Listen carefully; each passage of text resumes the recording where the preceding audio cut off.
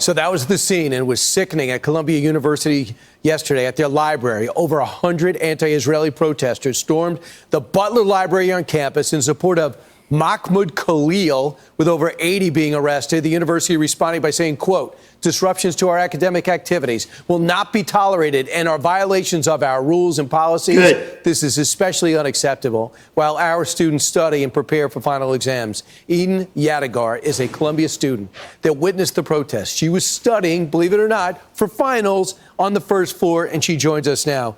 Eden, what was it like for you as a Jewish student seeing this happen again right in front of you?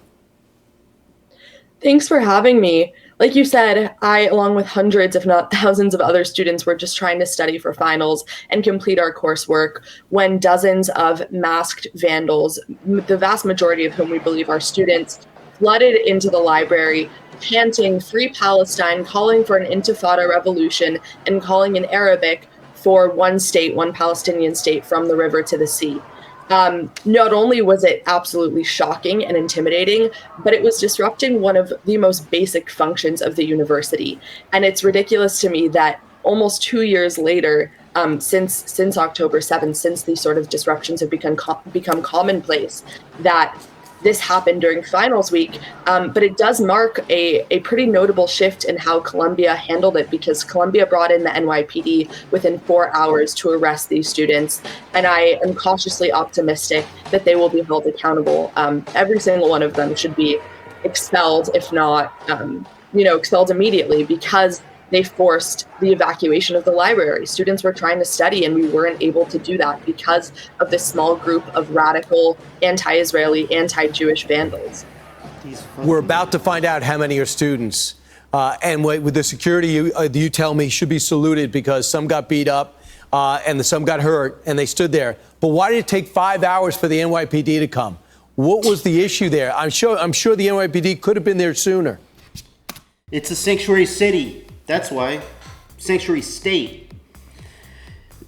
Like I've said, this is what, okay, everybody has the freedom of speech, but when it gets to the point and you're interfering with people's lives in the sense of students that are trying to get their education, and right now is finals, and they're trying to get their finals done to complete their education, and you have some wild students that want to protest inside of the college to disrupt them. These are the people. I'm glad they all got arrested. They all need to get shipped out of there, and they all need to get briefed on how to protest.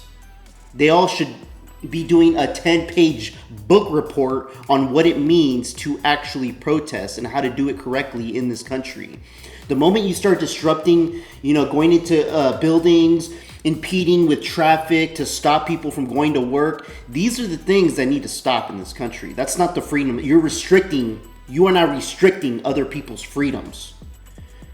And that's not what we need. Those are the people we do not need in this country. Everybody has their point of views. I get it. You want to protest and do your thing, you do it on a damn sidewalk away, have your little signs out there and do your protesting. But when you interfere with people's lives, that's it. That's it. You don't need to be around there. That's a great question. That's what I'm wondering as well. In comparison to timelines we've seen in the past with last year's building occupation of Hamilton Hall with the encampment, this was record speed for Columbia.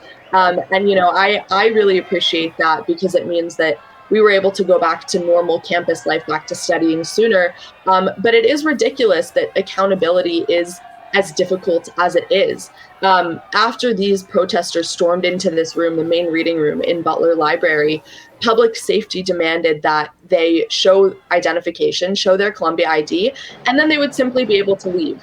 And these protesters ended up claiming that they were being held hostage by public safety because they refused to identify themselves, which is not only just ridiculous and completely opposed to common sense, but also unbelievable to me that they would make a mockery of the fact that there are 59 hostages currently being held by the very terrorist group Hamas that they are praising, including an American 21-year-old who is believed to be alive, Idan Alexander. It is ridiculous that we are even having to focus on this group of ignorant, bigoted kids that are disrupting everyone else's studying and finals week. And that it's taking away attention from what matters most, which is getting our hostages home. Eden, I'd love for all of them to be expelled. I don't care if they're going to graduate in 2 weeks. They should be told you're not graduating from Columbia. And they came out and said this is the reason they did it. As long as Columbia bolsters the violence of empire, we will disrupt your peace and shatter your notions of control if you escalate repression. Yeah, right. They're going to cost their school $400 million because it's been frozen by the federal government. And your parents must be so proud of you to wear the Jewish star so they know exactly what religion you are. And you're going to study through it and you're going to get a degree and they're going to have their ridiculous lives to lead. Thanks so much, Eden. Point blank. Another thing. A lot of these students, if those students are, covering their faces up and they're protesting, disrupting the school system, we need to find their parents. Their parents are going to be responsible. If they're still living with their parents should get some sort of consequence from this. Because apparently you're not teaching your kids to act right in this world. And this is a major problem of people committing crimes or breaking rules and laws in this country. Apparently nobody taught them what's right and what's wrong, what's good and what's bad. Let me know what you guys think in the comments below. Like and subscribe. I would appreciate it. Till next time. Peace out, everybody.